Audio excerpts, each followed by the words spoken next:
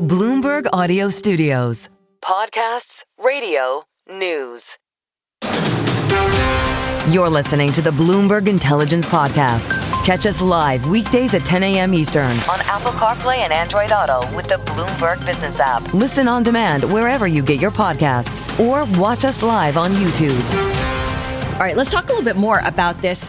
Larry Ellison personally backing the Paramount bid for Warner Brothers. It's something Warner Brothers was looking for, and they appear to have gotten it now. Stephen Flynn is Bloomberg Intelligence Senior Credit Analyst here and is in studio with us. Great to see you, Stephen. Thanks. Good to be here. Break it down for me. What does it mean when Paramount Skydance says that Larry Ellison, the chairman of Oracle, is offering a personal financial guarantee of $40.4 billion in equity financing? If something falls apart, what are they going to call upon Larry Ellison to do? Well, this is an important step because mid last week, the Warner Brothers board recommended shareholders reject the tender offer by Paramount for $30 a share. And they listed a list of reasons why. And one of them was that there was no personal guarantee from Larry Ellison. And now the company Paramount has addressed that this morning with a number of amendments to their tender offer. But that means he's putting his equities up at stake, right? Yes, as collateral. and they confirmed that they hold 1.16 billion Oracle shares. And if you look at, an Oracle share is about $194 or so. That's about $225 billion. So that is obviously a large amount of value there. And the fact that he's personally backing it is something that Warner Brothers was looking for.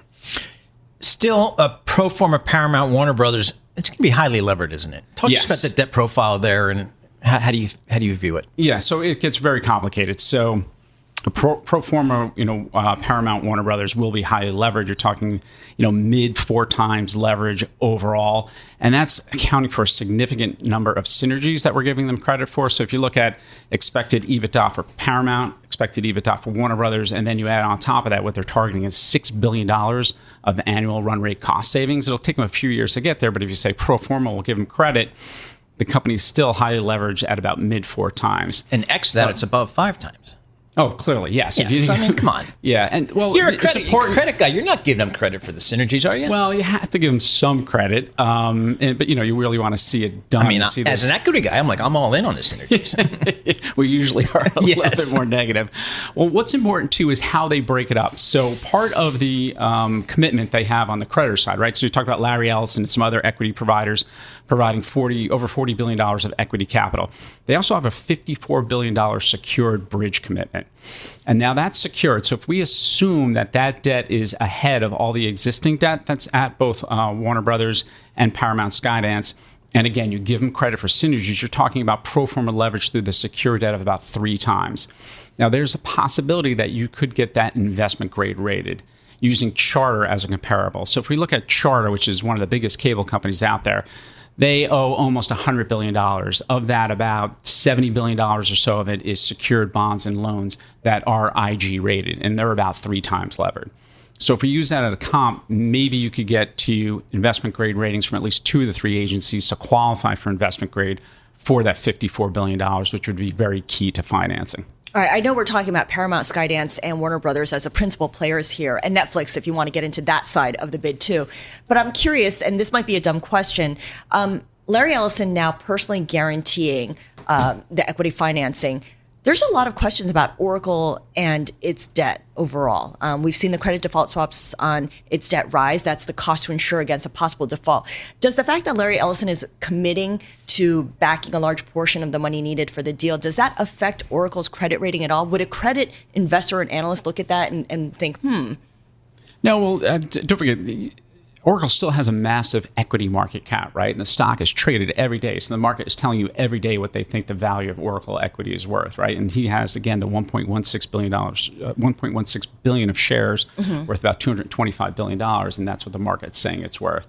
So that's what a credit investor would look for, that comfort, or an equity investor at Warner Brothers Discovery saying that is backing up his $40.4 billion. And a credit investor wouldn't worry about that part of it.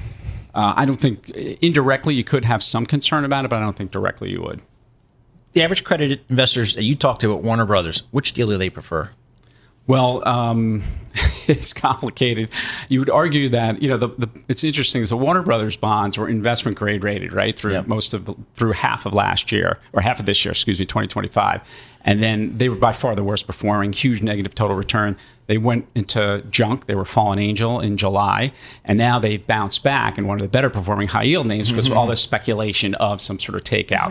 In either case, the bonds are probably better off than they would be without it, but there's still some concern. So if they go with the Paramount Skydance deal, there's a chance they could be behind all that secured debt that we talked about, that $54 billion of secured debt. But you have all that equity capital coming in that's supporting the overall company, which would give you support as a bondholder for Warner Brothers.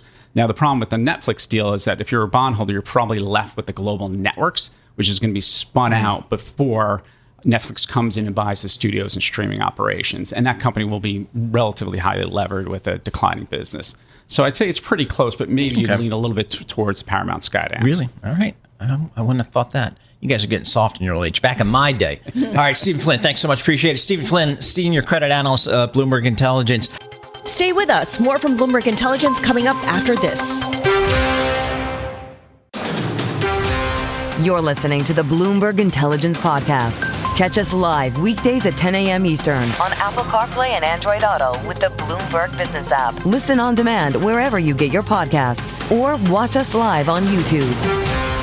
All right, we got some economic data last week that the markets were looking for in terms of the labor market and inflation. We got some more coming up here. The question is, how are our good friends down at the Federal Reserve kind of digesting all this? For that, we go to Mr. Ira Jersey, and we're going to get a sense of what his thoughts are there. Ira Jersey, Chief U.S. Interest Rate Strategist at Bloomberg Intelligence. Ira, where do you think the Fed is these days in their thinking about this economy and where they need to go? Yeah, they were all over the place. So what you didn't mention, Paul, was that we had a ton of Fed speak last week, too, and we actually had even more this morning. So you definitely have two camps that have been built in here, and one is the more dovish side of the aisle, who think that, hey, we should be cutting interest rates at least a little bit. You even had Williams, the president of the New York Fed, who's the vice chair of the FOMC, so presumably has a little bit more weight than the rank and file members. So he said that, like, hey, we can go, we don't have to go quickly, but we're going to ease. So that suggests to me that maybe a January skip is perhaps the base case for now, but then more easing later. So March, April, once we have a little bit more data and we can see have the rate cuts that we've already had actually work to stimulate the economy or not. So the division inside the FOMC is not new. This is something we've seen over the last couple of rate decisions, but we do know we're going to get a new Fed chair starting in late May, because that is when Jerome Powell's term as Fed chair ends.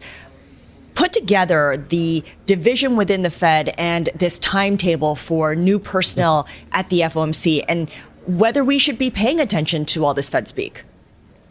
Well, I think you have to listen to all the Fed speak, but you have to take it holistically, right? You can't just take one member and say, oh, that's exactly what they're going to do, because it is a committee, and that's what we have to remember. When the new chair comes in, President Trump has said he's going to announce a new chair in January.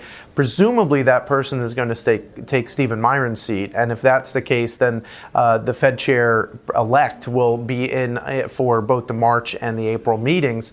And so, therefore, we'll have some time around the table, but we'll make a few speeches as the Fed chair, and we'll be able to see, or as a Fed governor, I should say, and so we'll be able to see, is this person really very dovish? Are they not very dovish? Presumably they'll be more dovish than Jay Powell has been, but at the same time, again, that person is only one of the 12 members who actually votes on the policy decisions. Well, if Stephen Miron's going to be replaced, do we need to pay attention to what he says? We already know what side of the dovish or hawkish camp he lands on. Well, yeah, I mean, he's just, the most dovish person on the committee. And you usually get those extremes, right? You get one or two really dovish or relatively hawkish members. But it's that middle ground that you have to look at. So that's why someone like a Williams, for example, is important to listen to, because, he's voted. He hasn't yet dissented one way or the other. But, if he's saying that, hey, we're not going to necessarily cut in January, you have to take that seriously. Ira, do we know what Jerome Powell is going to do once he steps down from the chairmanship? As far as I know, he hasn't said what he's going to do. A lot of former Fed chairs either take a role at one of the think tanks in Washington or go into academia. Those are two of the typical paths. I wouldn't be surprised if Jerome Powell maybe even just retired and wound up being on a lecture circuit or something like that instead of having a day-to-day type of job. Yeah, commanding six-figure paying fees, right? Yeah, exactly. A couple board seats, a couple speaking things. That's the way to go. I mean, who needs it? Ira, thanks so much for joining us. Appreciate it. Ira Jersey, Chief U.S. Interest Rate Strategist for Bloomberg Intelligence, joining us there. Stay with us. More from Bloomberg Intelligence coming up after this. You're listening to the Bloomberg Intelligence Podcast. Catch us live weekdays at 10 a.m. Eastern on Apple CarPlay and Android Auto with the Bloomberg Business app. Listen on demand wherever you get your podcasts or watch us live on YouTube. I like the analysts who covered like the travel industry, like cruise ships, theme parks. And you're going on your first cruise trip. Going on my first cruise next fall, to France. So that'll be interesting. Jody Lurie actually does this. She actually does this for a living. She's a credit analyst for Bloomberg Intelligence. She follows a lot of the leisure sectors of the economy. Think theme parks and cruise lines, that type of stuff, hotels, casinos, that type of stuff. From the credit perspective, because remember, debt is soft. I mean, equity is soft. Debt is hard, right? There you go. Jody, let's talk just about the cruise lines here. It seems like people are cruising back again. I mean, if Charlie Pellet's any, sign of that. How are they performing? So the cruise lines always have a dedicated base, but cruising is sort of interesting because it's only 2% of the travel industry. Right. It really is such a small portion of it. Where we've been watching is for those new to cruisers, which I don't know if I'm necessarily convinced that they're going as often or they're attracting the new to cruisers, but the cruisers are still very much cruising and they're spending more than the average consumer. They're also spending more than the people who go to theme parks, according to your research. And partly that might be because the cruise line industry attracts a different kind of customer than the theme park industry. Theme park skews younger, cruises skew older. Easy. Which would you prefer if you are an operator? Which would you prefer if you're an investor? So we don't make full recommendations, but I will tell you a couple of things based on our research findings.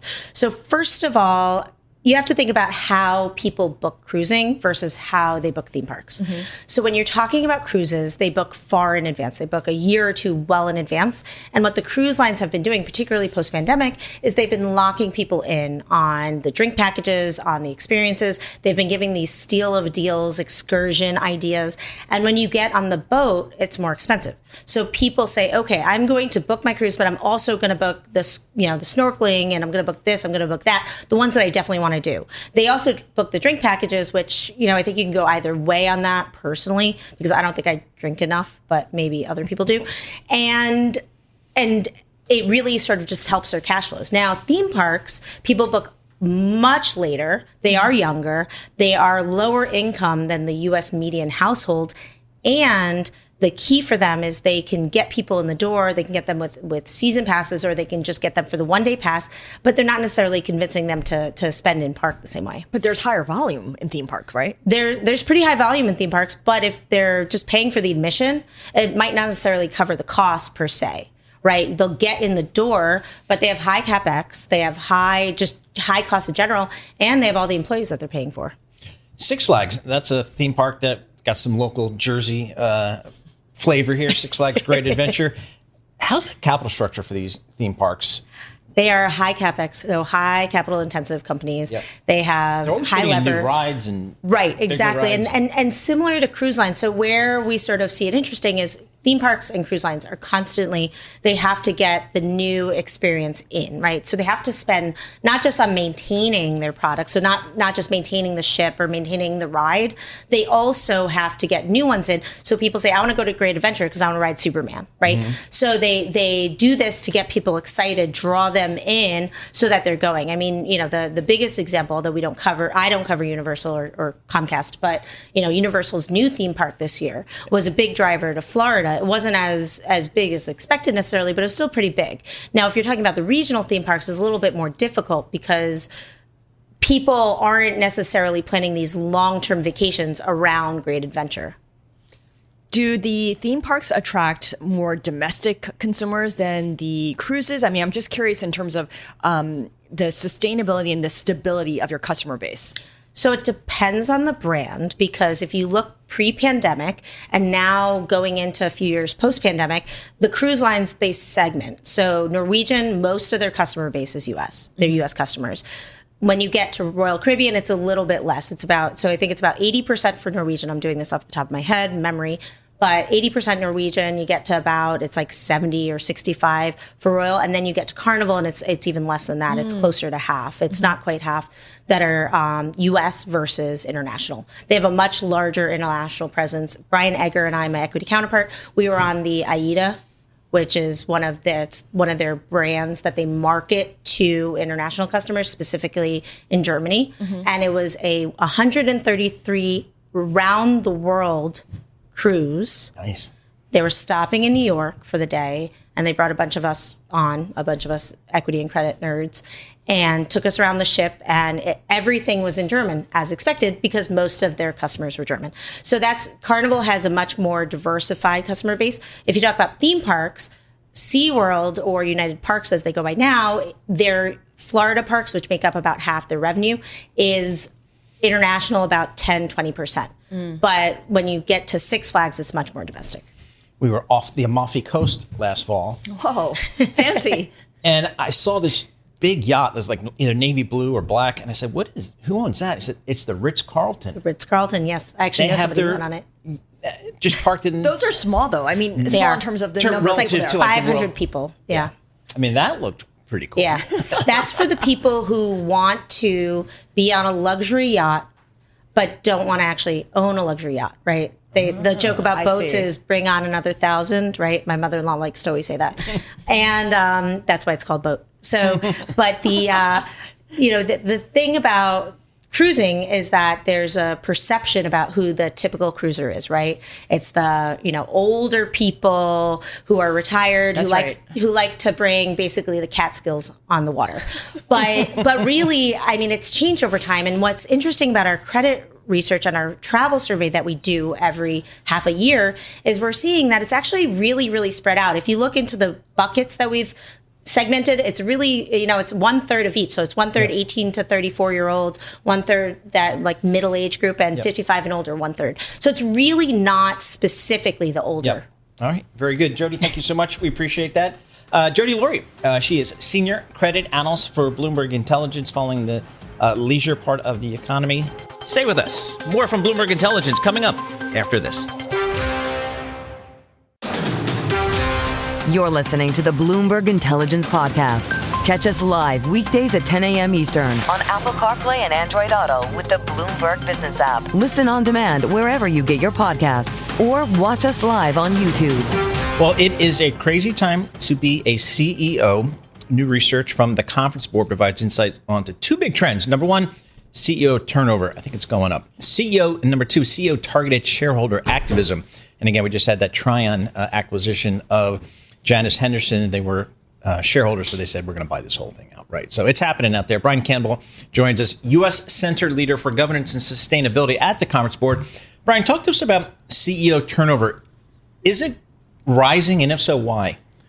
Sure. I think, Paul, thank you for having me. I think the trend is that it is up, and we are seeing definitely more CEO transition, partially driven by what may have been longer delayed CEO transitions. When you think back to the pandemic and the volatility since then, companies kept people in positions for longer. And I think that, coupled with regular transition, is showing a spike. So making up for some lost time, which makes sense. Where do we see this happening the most? Are they big companies, smaller companies, companies that are lagging behind in terms of performance? And if so, by what metrics are we looking at performance? Sure. Thank you, Scarlet. I think what we're noticing is a trend that's across the board, and in fact, a spike in well-performing companies as opposed to just poor-performing companies. So I think that's the news part of this, the takeaway. And then I think what you're also seeing is we would view this as a shift in corporate governance, more of a proactive approach at the board level. Female CEOs are twice more likely to be targeted by activists. Wow. What's the data show there? Well, I think what we're seeing is that twice as likely to be targeted would be reflective of what the data shows. And then from the market's perspective, it's possible that activists are targeting women CEOs because they're more likely to cooperate, may play into other stereotypes, but definitely the trend so high that it is notable. Well, I guess one exception to that is what's happening over at Lululemon, right? Because Elliott has a stake in Lululemon, and it has now become the biggest shareholder in that company. Calvin McDonald, the male CEO, is on his way out at the end of January, and they're eyeing the former CFO of Ralph Lauren, who is a woman. Yeah, all right. We'll see. So CEOs, when I look for a CEO, if I'm the board, do I prefer an internal candidate or an external candidate, and is that changing? Historically, it was an internal focus. We are seeing a shift toward external. And I think that just layers into where we are from a volatility standpoint in the markets generally and what companies are facing between the economy, inflation, and activist activity. Brian, what skill set is most valuable for a board right now when they're looking at a new CEO? I would imagine that during the pandemic, you wanted someone who is very familiar with supply chain logistics. And even so, in the era of tariffs under Trump 2.0, that would be something that's really, really important. But have we seen certain skill sets become kind of paramount and then others become less important? Sure. I think the skills matrix that a board focuses on when looking at potential candidates has certainly shifted.